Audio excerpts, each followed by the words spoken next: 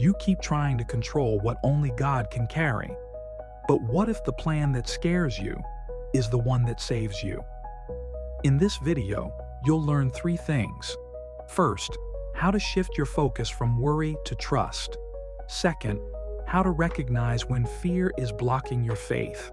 And third, how to stay grounded in God's plan when everything feels uncertain.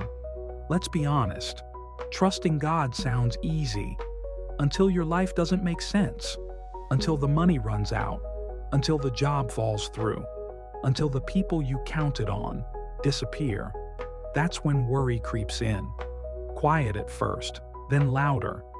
You start asking questions. What if this doesn't work? What if I made the wrong choice?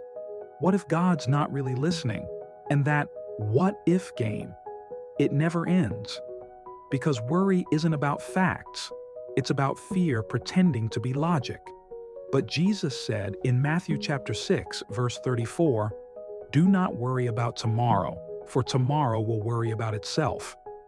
Each day has enough trouble of its own. He didn't say ignore life.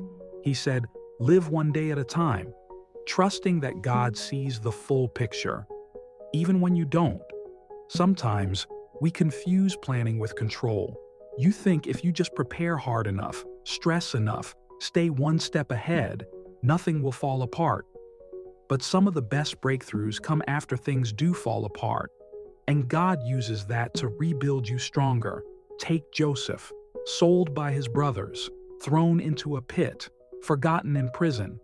But in Genesis chapter 50, verse 20, Joseph says, "You meant it for evil, but God meant it for good."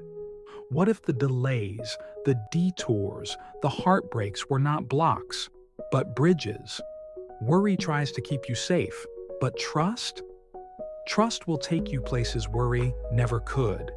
It says, even if I don't have all the answers, I know who does. And that's enough. You don't need to see the full plan to start walking. You just need the next step.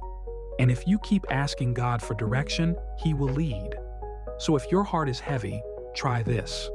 Pause, breathe, and pray this prayer with me.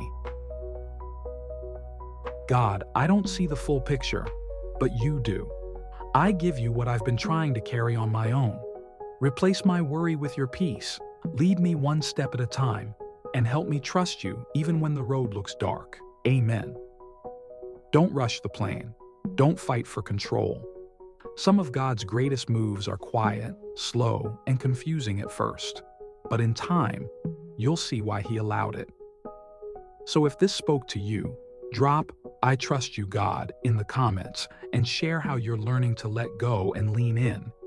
And remember, God's plan may stretch you, but it will never fail you.